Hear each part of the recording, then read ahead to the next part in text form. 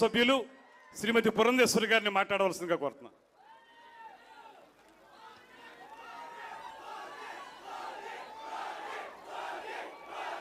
సభకు నమస్కారం.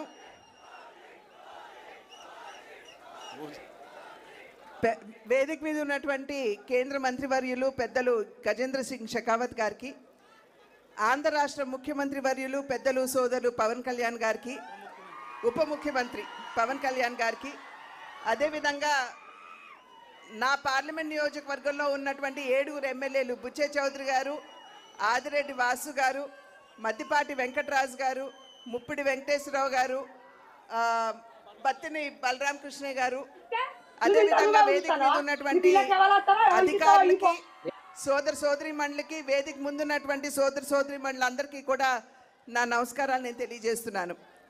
2024 ఎన్నికల సందర్భంలో ప్రజల వద్దకి ఓటు వేసి ఆశీర్వదించమని చెప్పి అడగడానికి వచ్చినప్పుడు డబుల్ ఇంజిన్ సర్కార్ అంటే కేంద్రంలో రాష్ట్రంలో 2 చోట్ల కూడా ఎన్డీఏ కూటమి అధికారంలో ఉన్నట్లయితే అభివృద్ధి పరుగులు తీస్తుంది అని చెప్పి ఆనాడు మేము చెప్పడం జరిగింది. ప్రజలు విశ్వసించారు. డబుల్ ఇంజిన్ సర్కార్ కావాలనుకున్నారు.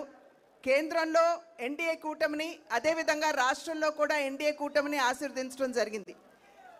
వికసిత్ భారత్ అనేటువంటి ఒక కళ ఏదైతే, ఒక స్వప్నం ఏదైతే నరేంద్ర మోడీ గారు ప్రజల ముందు ఉంచారో, ఆ వికసిత్ భారత్లో వికసిత్ ఆంధ్ర రాష్ట్రం కూడా ఒక భాగం అని చెప్పి మనం గుర్తించాలి.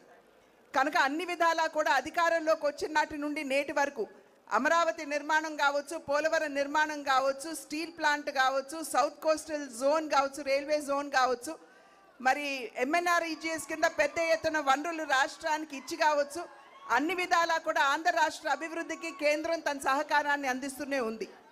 అయితే వికసిత్ ఆంధ్ర రాష్ట్రం మనకు కావాలంటే వికసిత్ జిల్లాలు కూడా కావాలి.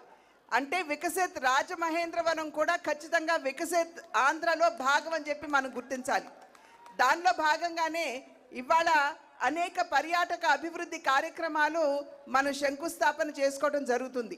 ప్రత్యేకించి హ్యావ్లాక్ బ్రిడ్జ్ 100 సంవత్సరాల నాటి బ్రిడ్జ్ నిరుపయోగంగా ఉన్నటువంటి సందర్భంలో దాని యొక్క చారిత్రాత్మక ప్రాధాన్యతను గుర్తించి ఇవాళ దాన్ని కూడా ఒక పర్యాటక క్షేత్రంగా దాన్ని అభివృద్ధి చేయడానికి కేంద్రం తన సహకారాన్ని అందిస్తుంది.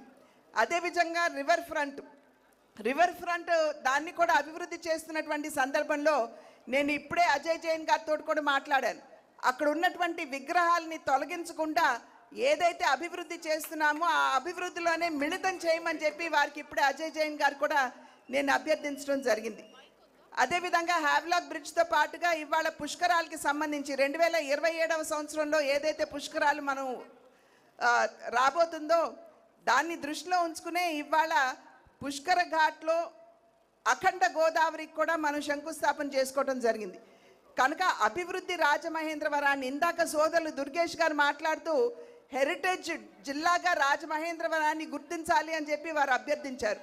ప్రజలందరికీ గుర్తుండే ఉంటుంది. నేను పార్లమెంట్లో ఈ అంశాన్ని లేవనెత్తి రాజమహేంద్రవరాన్ని హెరిటేజ్ సిటీగా గుర్తించమని చెప్పి నేను ప్రత్యేకించి పార్లమెంట్లో నేను రేజ్ చేసినటువంటి అంశం. కనుక ఖచ్చితంగా పెద్దలు గజేంద్ర సింగ్ షెకావత్ గారు ఇక్కడే ఉన్నారు.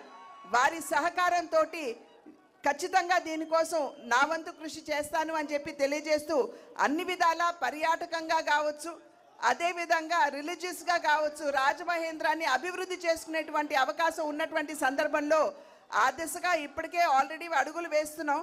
గౌతమి లైబ్రరీని కూడా దాన్ని అభివృద్ధి చేయడానికి నా వంతు కృషి నేను చేస్తున్నాను.